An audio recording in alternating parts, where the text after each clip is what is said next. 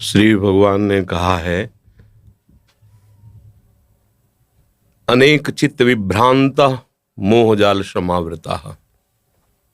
हमारी चित्त वृत्ति भ्रांत हो चुकी है अनेकता में।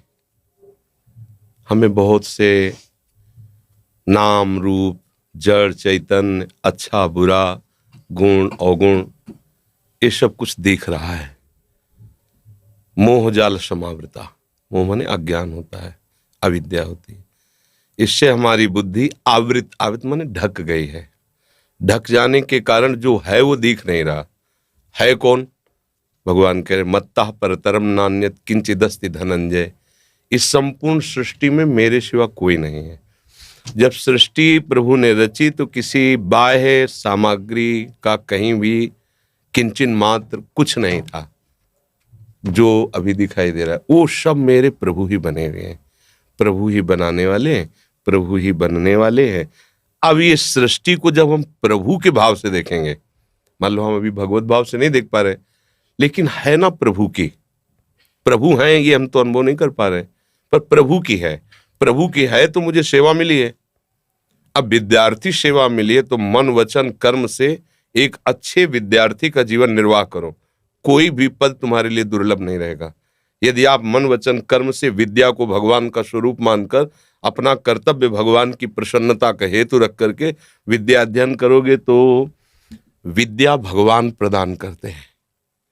ये जो हम अपनी विद्या पढ़ के बुद्धि से करते हैं एक सीमित होती है, और जो भगवान विद्या प्रदान करते हैं तो असीम विद्या होती है। वो त्रिगुणातीत विद्या होती है, उसे कोई परास्त नहीं कर सकता। तो इसलिए बच्चा, विद्या भगवान का स्वरूप है। अध्ययन करना हमारी सेवा है। और हम किसी पद में पहुंचे या न पहुंचे, बात समझो, हम भारत देश में पूजा करने के लिए पैदा हुए हैं। ये भारत देश हमारा पूजा स्थान है। प्रत्येक प्राणी हमारा पूज्य है।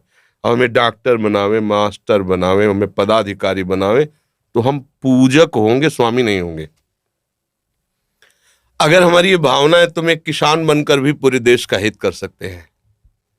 हमें एक डॉक्टर बनकर, एक मास्टर बनकर हम अपने भगवान की पूजा कर सकते। अगर पदाधिकारी का अभिमान पोषण करने के लिए पद और अपनी वासनाओं की पूर्ति के लिए, तो पद की आकांक्षा मत करना। और अगर है कि हम अपने भारत देश के पूजा गृह हमारे भगवान का, हम यहाँ पूजा करना चाहते हैं, हमें कोई ऐसा पद मिले, ऐसा कोई शासन विभाग मिले, ऐसा कोई सेवा विभाग मिले जिससे बहुत लोगों को, जो गरीब हैं, अशिक्षित हैं, जिनको हम सुख पहुंचा सकते हैं, हमें ऐसा भगवान पद दे और मैं वह सेवा करूं, तो निश्चित वो पद मिल जाएगा। और अगर वो पद अपने अभिमान बढ़ाने के लिए मिले और अपनी वासनाओं के पोषण के लिए मिले तो तुम्हारी दुर्गति कारण बन जाएगा। चाहे जितने बड़े पद में बैठे हो, अगर आप कहीं दूसरों का शोषण करने लगे, अधर्म द्वारा चलने लगे, तो आपकी दुर्गति हो जाएगी। क्योंकि ये पुण्य बल से कुछ समय के लिए मिला है, इसके बाद हट जाएगा। जब शरीर ही नहीं रहेगा तो ये पद कैसे रहेगा? और हमें शरीर मिला परम पद के लिए, जिसको कभी कोई भी नहीं हटा सकता, अविचल अविनाशी पद के लिए। तो ये संपूर्ण सृष्टि भगवान की ही सेवा है। इसको हम अलग न ले कि माला चलाना एक अलग बात है और हल चलाना या और कार्य करना अलग बात, दोनों एक बात है।